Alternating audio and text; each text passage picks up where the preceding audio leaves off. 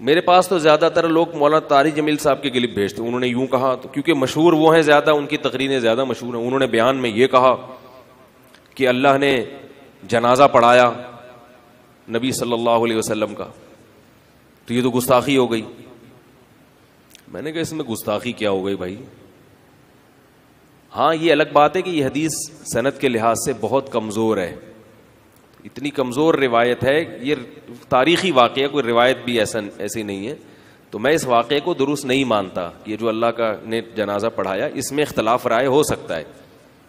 ایک عالم کی یہ رائے ہو سکتی ہے کہ کوئی بھی تاریخی روایت ہے تو اس سے کوئی فقہی مسئلہ اگر ثابت نہیں ہو رہا تو اس کو بیان کرنے میں کوئی حرج نہیں ہے, اس سے کوئی حلال و حرام کا مسئلہ ثابت نہیں ہو رہا. دوسرے مولوی صاحب کی یہ رائے ہو سکتی ہے کہ نہیں بھائی اس قسم کی چیزوں میں روایت ذرا ٹھیک ہے, بہت زیادہ صحیح روایت نہ ہو لیکن بہت کمزور بھی نہ ہو, تو یہ اختلاف رائے ہو سکتا ہے. لیکن اس میں گستاخی کا پہلو نکالنا یہ زیادتی ہے بھائی. گستاخی تو جب ہوتی جب کوئی کہتا معاذ اللہ نقل کفر, اللہ کا جنازہ معاذ اللہ پڑھا گیا, نقل کفر, کفر نباشت, معاذ اللہ. تو اس میں گستاخی کہاں سے نکل آئی؟ اس طرح کی چیزیں تو حدیث میں بھی ہیں. رسول اللہ صلی اللہ علیہ وسلم نے ارشاد فرمایا کہ جب کوئی بندہ کثرت سے نوافل پڑھتا ہے, نفلی عبادت کرتا ہے, صحیح حدیث ہے, تو اللہ تعالیٰ اس کے ہاتھ بن جاتے ہیں جس سے وہ پکڑتا ہے. اللہ اس کی آنکھیں بن جاتے ہیں جن سے وہ دیکھتا ہے. اللہ اس کے کان بن جاتے ہیں جن سے وہ بولتے کیوں نہیں سنتا ہے. اب اگر ہمارے زمانے میں کوئی مولوی صاحب ممبر پہ بیٹھ کے یہ مثال دے دیں کہ تم کثرت سے عبادت کرو گے تو اللہ تمہارے ہاتھ بن جائے گا, تم کثرت سے عبادت کرو گے تو اللہ تمہاری آنکھیں بن جائے گا, تو کم از کم 1,85,00,000 کلپ اس کے خلاف مارکیٹ میں آئیں گے کہ گستاخ ہے, یہ اللہ کو کبھی کہہ رہے ہاتھ بن جاتا ہے, کہ اللہ کو کبھی کہہ رہے آنکھیں بن جاتا ہے, اور آنکھیں بھی اس کی بن رہا ہے, اس سامنے والے کی, جس سامنے کوئی بھی ہو سکتا ہے. یہ دور چل رہا ہے, سمجھنے, یہ فتنے کا دور ہے. عمل زیرو مگر باتوں کو ایسا پکڑتے ہیں. تو یاد رکھو یہ لوگ دین کی خدمت نہیں کر رہے, لوگوں کو دین سے دور کر رہے ہیں. تبھی لبرل طبقہ دین سے اور دور ہو رہا ہے, علماء سے اور دور ہو رہا ہے کہ بھائی ان کا تو کچھ پتہ نہیں کب کون سی بات پکڑ لیں. اسی طرح یہ جو چپل پہ معاذ اللہ کبھی آ رہا ہے اللہ کا نام لکھا ہوا ہے, ایسی کبھی تصویر کبھی آ رہا ہے کہ وہ کیوں چپل پہ اللہ کا نام لکھے گا کوئی اللہ کے بندو؟ ذرا سی بھی کوئی دائیں بائیں لکیریں گھوم رہی ہوتی ہیں نا یوں کر کے, اس کو بنا دیتے ہیں کہ چپل پہ کیا لکھا ہوا ہے, فلاں کمپنی نے چپل پہ اللہ کا, لہذا فلاں کمپنی کا بائیکاٹ کرو.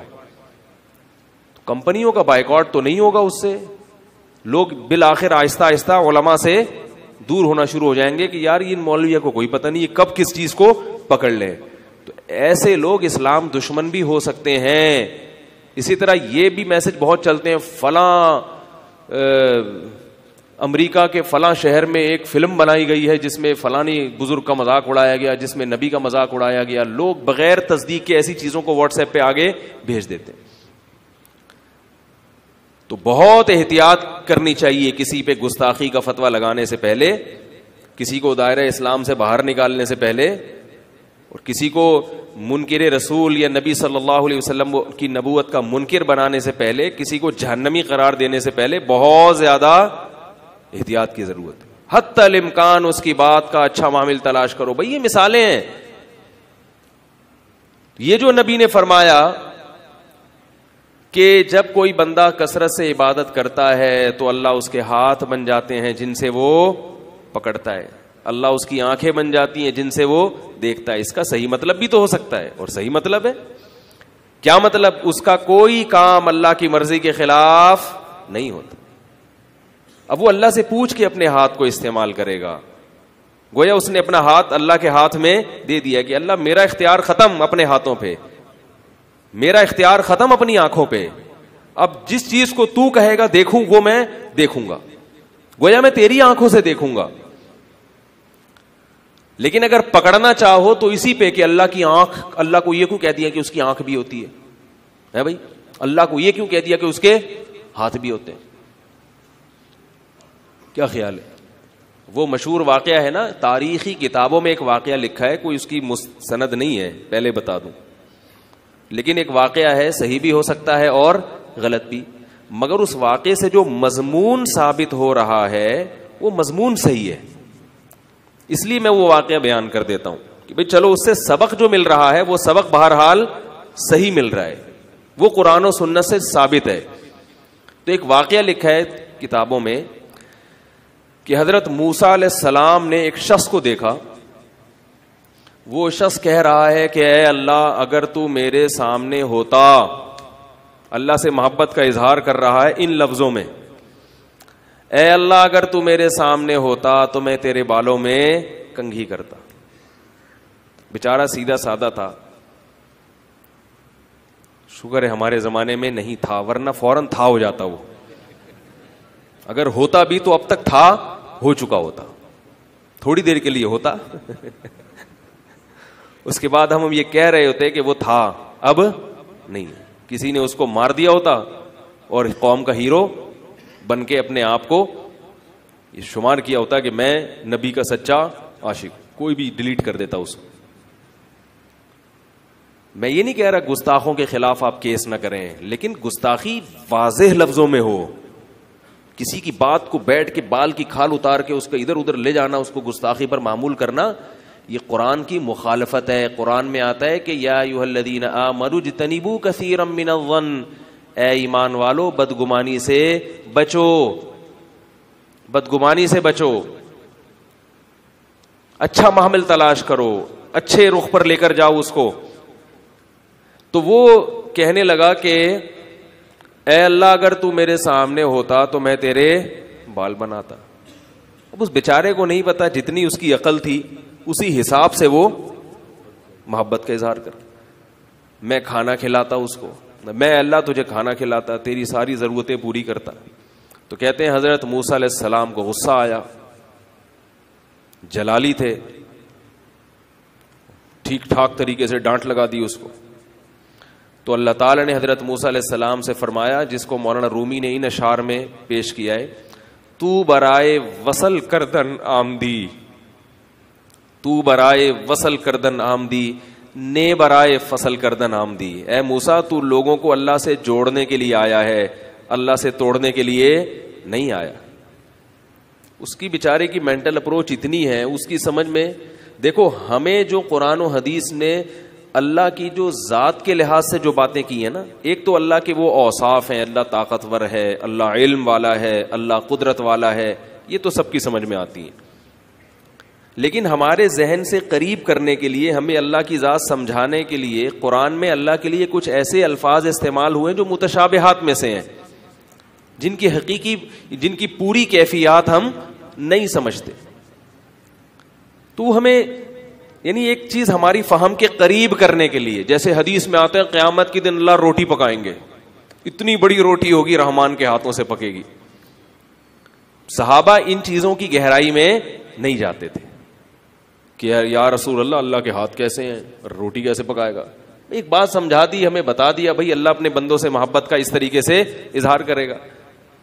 قرآن میں آدم علیہ السلام کے بارے میں اللہ نے فرمایا کہ اے فرشتوں, اے جن, تو نے اس کو سجدہ کیوں نہیں کیا, لما خلقت بیدیا, جس آدم کو میں نے اپنے دونوں ہاتھوں سے بنایا ہے, اپنے دونوں ہاتھوں سے بنایا ہے. جب آپ دونوں ہاتھوں سے کوئی چیز بناتے ہیں, دیکھو جو چیزیں کمپنی سے بن کے آتی ہیں وہ الگ چیز ہوتی ہے, اور ایک آپ کی اپنے ہاتھ کی بنائی ہوئی. آپ اگر کوئی کارپیٹ بنائیں, اپنے ہاتھ سے سلائی کڑھائی کریں, کوئی سویٹر بنائیں اپنے ہاتھ سے, خواتین ہوتی ہیں نا سویٹر بناتی ہیں اپنے ہاتھ سے, بیٹے کو دے دیا, بیٹا یہ میرا ہاتھ کا بنا ہوا ہے, یہ میرے ابا کی جو فیکٹری تھی نا, جو کمپنی, اس میں نہیں بنایا میں نے, یہ ٹیلر سے نہیں بنوایا ہے. تو وہ ہاتھ کی بنی ہوئی چیز ٹیڑھی میڑھی کیوں نہیں ہو, اس کی انسان قدر کرتا ہے کہ فلاں نے یہ اپنے ہاتھوں سے بنایا ہے. تو اللہ نے آدم علیہ السلام کی ویلیو کو بیان کرنے کے لیے, سب چیزیں اللہ نہیں بنائی ہیں, لیکن آدم علیہ السلام کے بارے میں اللہ نے جن سے کیا کہا, شیطان سے, کہ ایسی ذات کو تو نے سجدہ کیوں نہیں کیا جس کو میں نے اپنے, اور ہاتھوں بھی نہیں فرمایا, جس کو میں نے اپنے دونوں ہاتھوں سے بنایا ہے. اب فتنہ پرست آدمی کیا کرے گا؟ اللہ کے دونوں ہاتھ، اب اس کا مطلب تلاش کرو، اس پہ شروحات لکھو، اس پہ یوٹیوب پہ کلپ بناؤ. اور عقل مند کیا کہے گا؟ بھائی اللہ ہی مراد جانتا ہے، جو مقصد ہے وہ تو سمجھ میں آ رہا ہے نا. مقصد کیا ہے؟ بھائی اللہ آدم علیہ السلام کی ویلیو بیان کر رہے ہیں، مجھے اس سے الگ سے محبت ہے، بہت محبت سے بنایا ہے اس سے زیادہ وہ آگے اس مسئلے میں بولو بھائی نہیں جائے گا. اسی طرح بادشاہ لوگ جو ہیں وہ جب بھی حکومت کی باغ ڈور سنبھالتے ہیں تو کہا جاتا ہے کہ بادشاہ نے تخت سنبھال لیا. بادشاہ نے کیا کر لیا؟ تخت سنبھال لیا. عرش کہتے ہیں عربی میں بادشاہ کے تخت کو، عرش پر مستوی ہو گیا، حکومت کی لگام اپنے ہاتھ میں لے لی ہے. اور بادشاہ کی کرسی بھی ہوتی ہے بڑی عالی شان. تو اللہ نے ہمیں سمجھانے کے لیے ہماری زبان میں ہی بات چیت کی ہے، ہمیں سمجھانے کے لیے.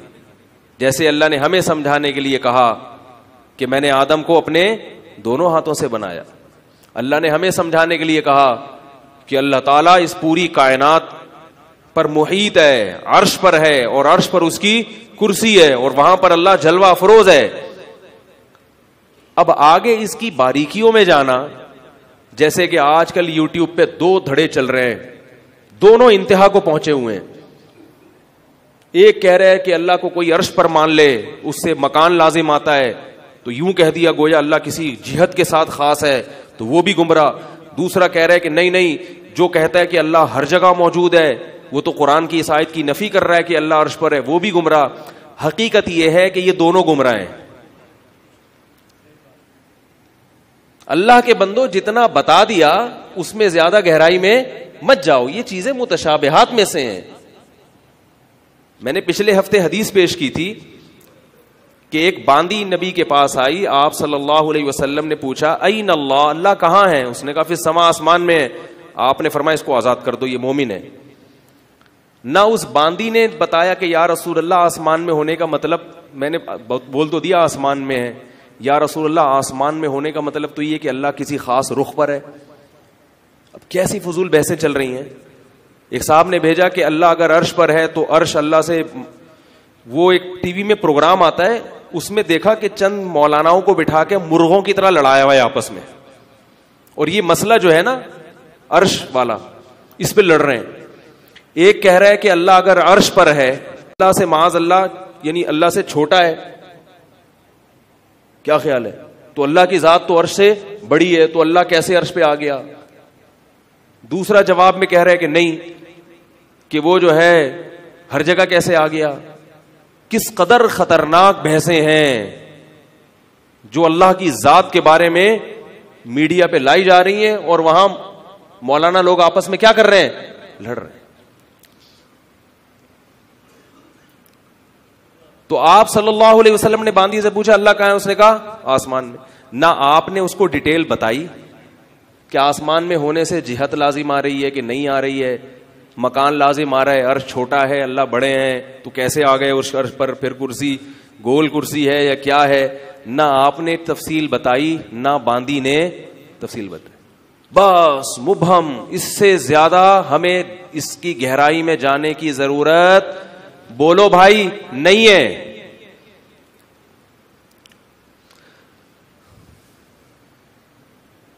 اس سے زیادہ گہرائی میں جانے کی ضرورت نہیں ہے. لوگ امام مالک رحمہ اللہ تعالی کا واقعہ ادھورا پیش کر کے اس سے استدلال کرتے ہیں. امام مالک رحمہ اللہ تعالی کی مجلس میں کسی نے سوال پوچھا کہ اللہ کے عرش پر ہونے کا مطلب کیا ہے. امام مالک نے فرمایا الاستواء معلوم، اللہ نے جو قرآن میں کہا کہ اللہ عرش پر مستوی ہے تو مستوی کا لغوی معنی تو پتہ ہے سب کو. والکیف مجہول، کیسے ہے اس کا کسی کو پتا نہیں ہے. والسؤال عنہ بدعہ، لیکن اس قسم کے سوالات کا بدعتی ہونا بہرحال یقینی ہے، کیونکہ صحابہ اس قسم کے سوالات نہیں پوچھتے تھے. یہ جو ہے نا کہ یہ جو تم نے یہ سوال کیوں اٹھایا مجلس میں، یہ تو تم امت میں فتنہ پھیلا رہے ہو ایسی باتیں کر کے، اور حکم دیا اس کو مجلس سے باہر نکال دو. سوال پیدا ہوتا ہے جب ایسا ہے تو میں اس مسئلے کو کیوں چھیڑ رہا ہوں؟ کیا خیال ہے بھائی؟ جب ان چیزوں میں نہیں پڑھنا چاہیے تو مولوی صاحب آپ کیوں پڑھے ہیں, آپ کیوں ممبر پہ بیان کر رہے ہیں؟ میں اس لیے بیان کر رہا ہوں کہ لوگ چھڑ چکے ہیں. ایک چیز جب چھڑ گئی نا تو اس میں اعتدال والی رائے بیان کرنا یہ اس لیے ضروری ہے تاکہ کسی بھی جانب لوگ غلو کا شکار نہ ہوں. میں بہت عرصہ خاموش رہا ہوں اس مسئلے پر, لیکن جب دیکھا ہے کہ ایک بہت غلو ہو رہا ہے ان دونوں طرف, اس لیے میں یہ بیان کرنے کے لیے کہ بھائی ان دونوں فریقوں کو اپنے حال پہ چھوڑ دو. تو اتنا بیان کرنا تو ضروری ہے نا, علماء کی ذمہ داری, کیونکہ دیکھ رہا ہوں دونوں طرف دو انتہاؤں کی طرف لوگ جا رہے ہیں. ایک مسئلے کو لوگوں نے دیوبندیت کا معیار بنا لیا, دوسرے مسئلے کو لوگوں نے غیر مقلدیت کا معیار بنا لیا, اور دو انتہاؤں پہ جا کے ایک دوسرے کے خلاف توپیں اور بم سے فائرنگ ہو رہی. چھوڑ دو. کوئی اگر غلو کرتا بھی ہے تو بولو چھوڑو, بس کرنے دو اس کو, کیونکہ اس کی بحث کو اٹھاؤ گے تو مسئلہ کیا ہوگا, خراب. اللہ نے کہہ دیا اللہ عرش پر ہے, چھوڑ. کیسے, ہمیں نہیں پتا بھائی کیسے. مکان لازم آ رہا ہے, بولے ہمیں نہیں پتا مکان کیا ہوتا ہے. مکان کیا ہوتا ہے بھائی اس سے تو معاذ اللہ اللہ کا جسم لازم ہو رہا ہے کہ یہ کیا ہوتا ہے, یہ کیا ہوتا ہے بھائی. بدھو بن جاؤ. بہت سی چیزوں سے جاہل رہنا یہ زیادہ بہتر ہے بنسبت ان چیزوں کا علم حاصل ہونے سے.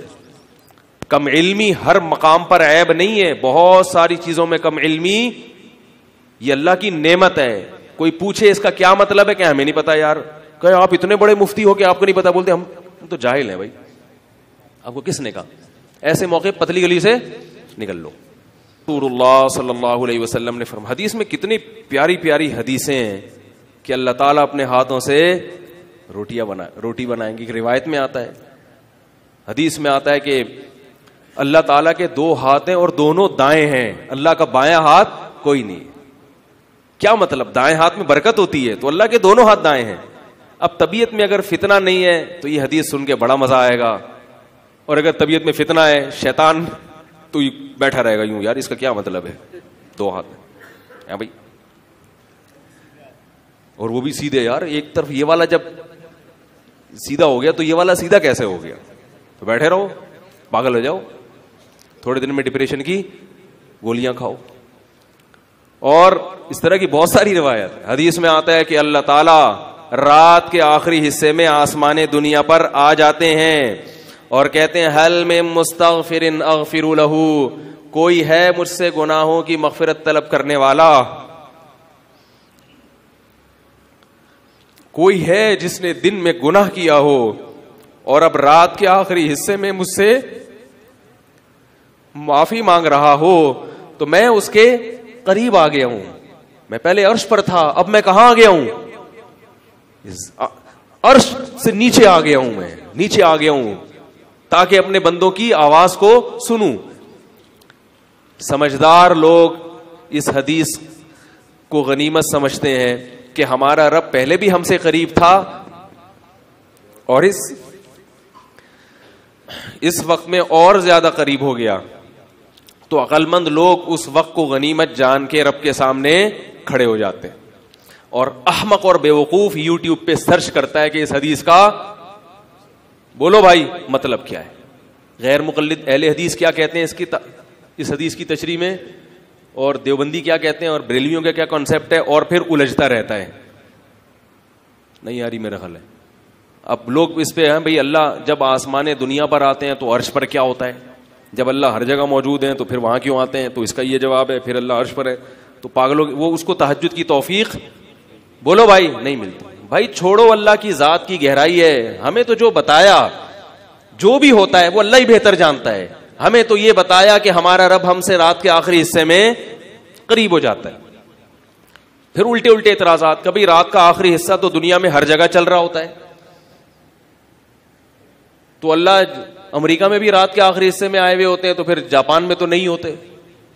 تو یہ ان لوگوں کا کام ہے جو فارغ لوگ ہیں اور جن عملی زندگی سے بولو بھائی دور ہیں.